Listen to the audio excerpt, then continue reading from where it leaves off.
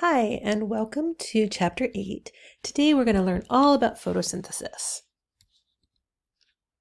The first part of this series of lectures, we're going to just kind of get a preview of photosynthesis and some background on it.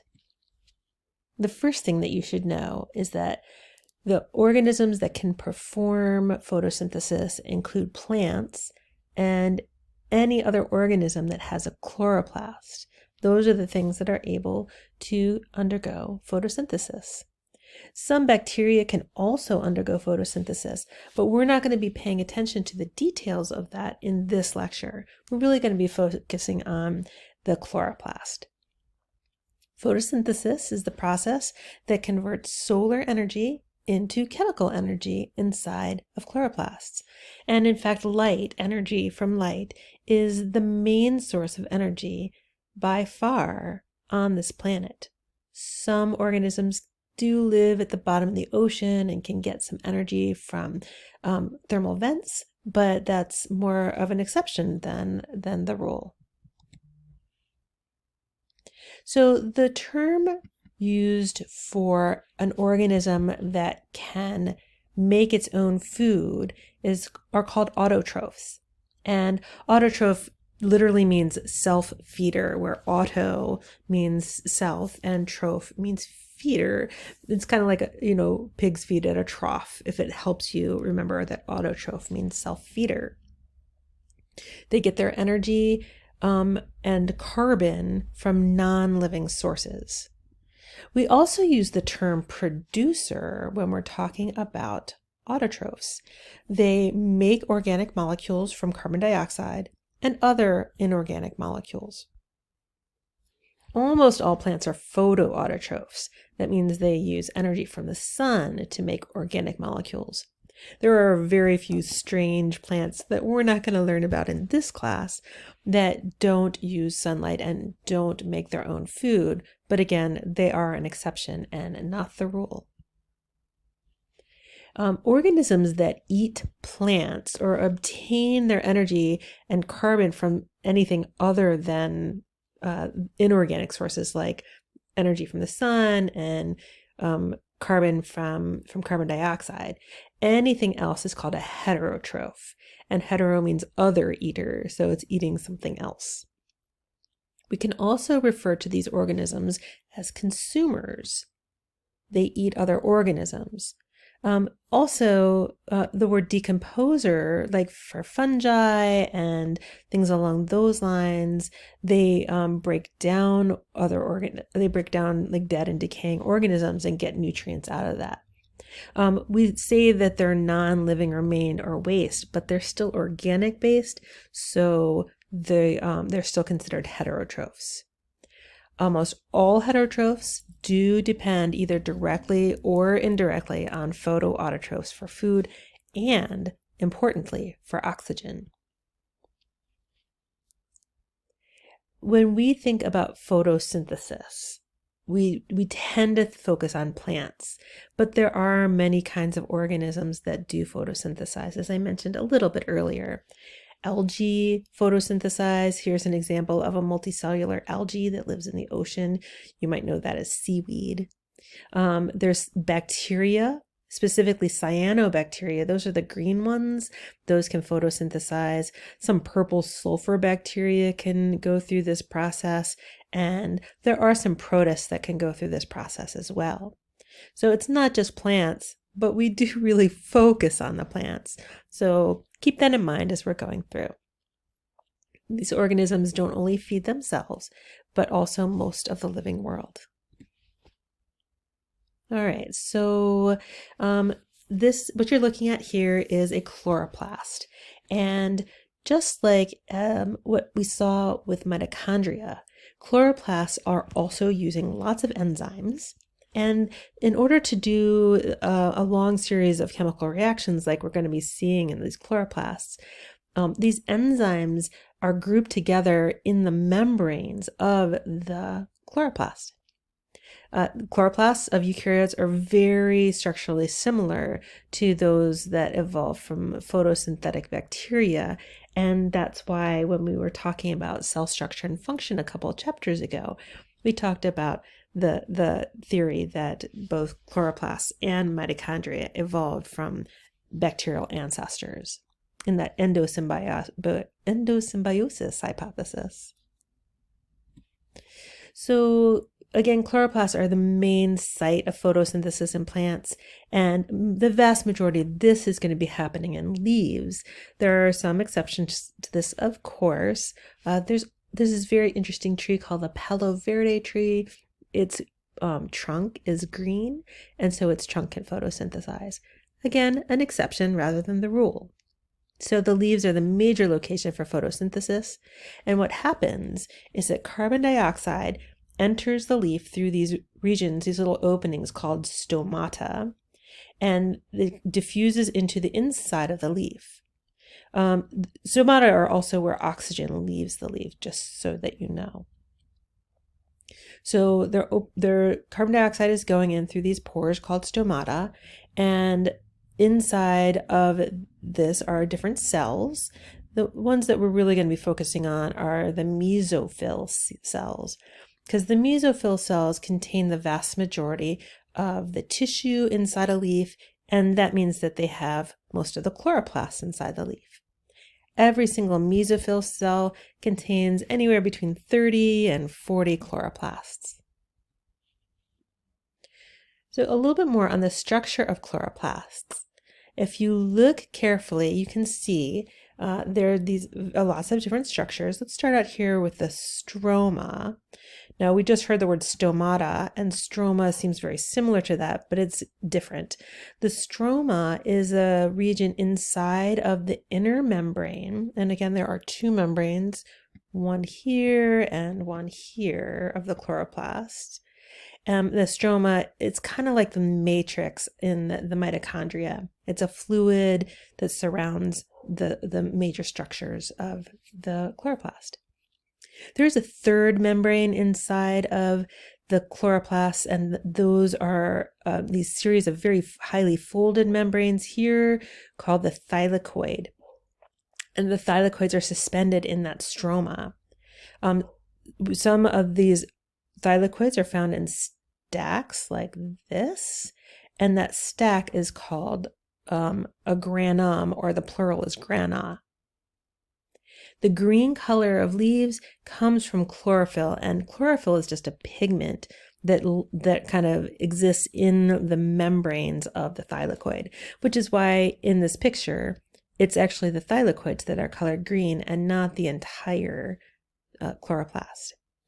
There's other regions like the outer membrane and the inner membrane space and the inner membrane, but for purposes of understanding photosynthesis, we're really going to be focusing on the stroma, the thylakoids, and when they're in these stacks called the granum, and the thylakoid space.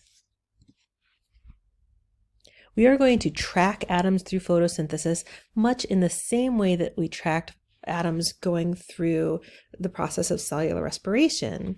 And if you look at this equation, it does look fairly straightforward, but of course, photosynthesis is a very complex series of reactions, and this is just the summary of it. So, and this is only one version of the summary. There are other versions of the summary too. This is the version that I want you to learn. 6 carbon dioxides and 12 waters and some light energy from the sun, yields 1 glucose, 6 oxygens, and 6 waters. Now, this does look very, very, very similar to the reaction that we saw when we were looking at cellular respiration, with a few little changes, but that's okay. Those subtleties we'll learn more about as we go along. The direct product of photosynthesis, even though it says right here, is glucose. It's not actually glucose. It's a 3-carbon sugar that is then later used to make glucose. So again, things can be fairly complicated, but this is the equation that I want you to remember. We'll talk about that 3-carbon sugar later in the lecture. We first figured out where water what happened to the water that was being split a long time ago by basically following the path of radioactive oxygen, also known as oxygen 18, throughout photosynthesis.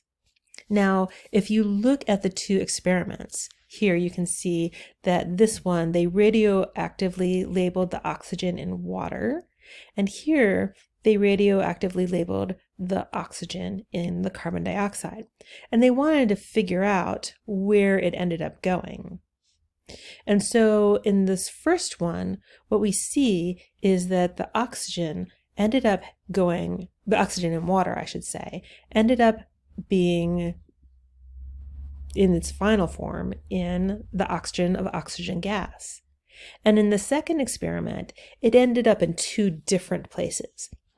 The oxygen either ended up in a sugar, that's the CH2O, that's a simple version of a sugar, and it also ended up in water.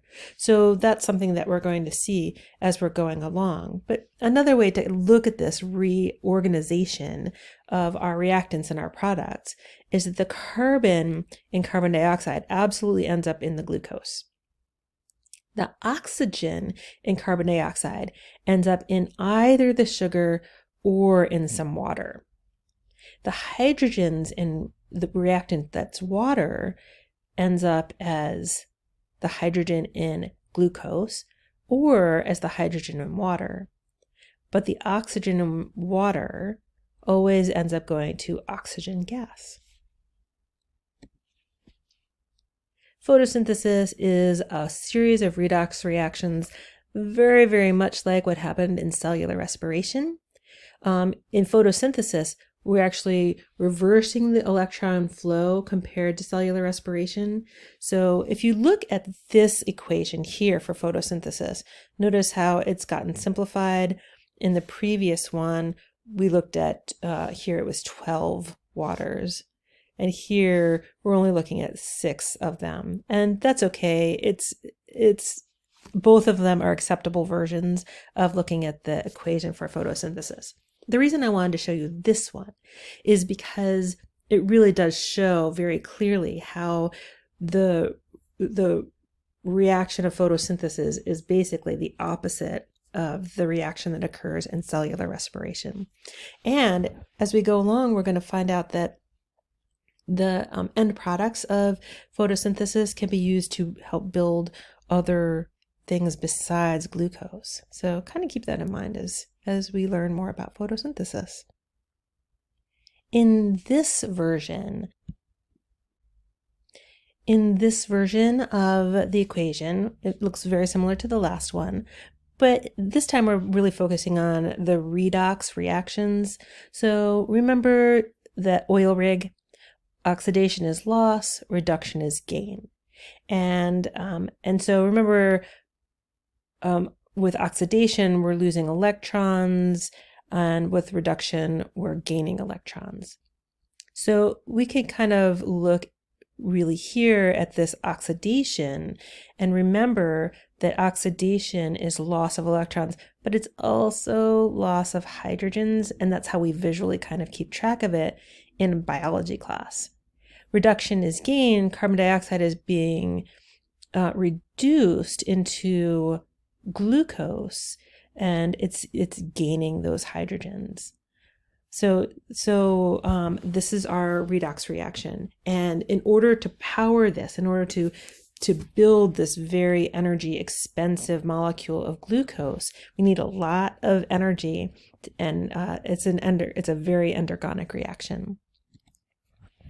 There are 2 stages to photosynthesis, and each of those stages have multiple steps. The first stage is called the light reactions, and it's called the light reactions because we absolutely need light for this to happen. It's the photo part of photosynthesis. And the second part is called the Kelvin cycle. Now, the Kelvin cycle is the synthesis part. This is where we're actually going to be making glucose. But the Kelvin cycle used to be called the dark reactions. The Kelvin cycle doesn't have to happen in the dark. It can happen during the light, but it's not dependent upon the light, and the light reactions are. So the light reactions occur in the thylakoid membrane, and the Calvin cycle occurs in the stroma. Here's just a really quick preview for you of what we're going to be looking at and following as we go along. The light reactions are going to convert solar energy into chemical energy. So we're going to be doing a lot of splitting of water to provide electrons and protons. And we're going to, because we're harvesting those protons and electrons, oxygen is going to be released as a waste product. The electrons are going to go to an electron acceptor called NADP+. This is a lot like NAD+, slightly different version. It's used in photosynthesis instead of in cellular respiration, so we call it NADP+. And when it's reduced to NADPH, we have that as being the structure that's carrying the electrons. ATP is generated by adding a phosphate group to ADP in a process called photophosphorylation. So we've already heard about substrate phosphorylation and oxidative phosphorylation, and now we're learning about photophosphorylation. So the Calvin cycle produces sugar from carbon dioxide, and it's only going to be able to do that with all that energy that's stored as NADPH and as ATP that are produced during the light reactions. Carbon dioxide is, at first, it's incorporated into an organic molecule through a process called carbon fixation. We're going to learn all about what that organic molecule is. We're going to find out about that process, but we're just doing the overview right now. We are going to use up that ATP and the NADH, which will provide electrons, which we need to reduce our carbon dioxide into our glucose. Well, that's all I have for Chapter 8, Part 1. We will continue this lecture in Chapter 8, Part 2, where we really focus on the light reactions.